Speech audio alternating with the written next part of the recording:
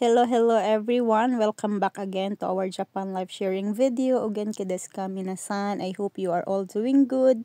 So, dugay-dugay na ko wala naka voice over kay tungod medyo busy ko guys. Then pag mag-video ko automatic na ginadiretso na dayon ako upload ba. So this time kay na atay music nga nakasabay. So mag-avoid ra ta og copyright. And gi voice over ko na lang for a while. So mao ni siya guys, wala mi work ni Dudong and on our way sa Tama City, or should I say Sanrio Poro Land, or ano siya, Hello Kitty Land siya guys.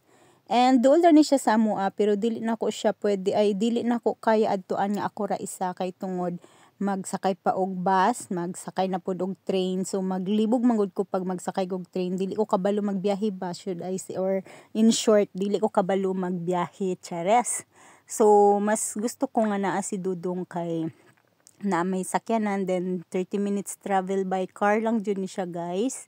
And mao ni siya na mi sa Tama Center, and mao ni ba nag-shortcut mi diri sa sa Taito na kanang game center. Syempre pakitang gila si Dudong guys ba, abi pa lang di siya kabalo. So wa jud siya nakadagit dito guys. So mao na ni siya nag-adto ra mi diri sa duol sa Sanrio na gate. Entrance I mean. So wala mi nagsulod guys kay wala jud sa plano namo sulod kay kapila naman mi nakasulod dira guys. And sa gawas ra jud mi nagpa-video, nag-picture mao ra jud na guys. And after that is naglibot-libot. Actually daghan kay sila mga shops diri nga area. And ganahan ko ay ko diri ba kay daghan sila kanang na sila Gio, na sila Uniqlo. So pag muad mo diri sa Japan, naara ni siya sa guys sa Tama City, and murag duol ra ni ang station diri. Malingaw mo sa station sa Tama City guys kay kanang more on Hello Kitty ang design. So maka-amaze, pero wala mi naka-add to this time kay gikapoy si Dudong ba.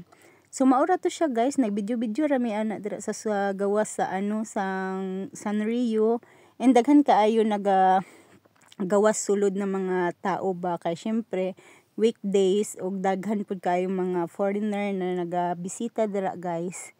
So maura to guys, dili na ta magdugay. Thank you for watching and have a good day. God bless everyone. Jane.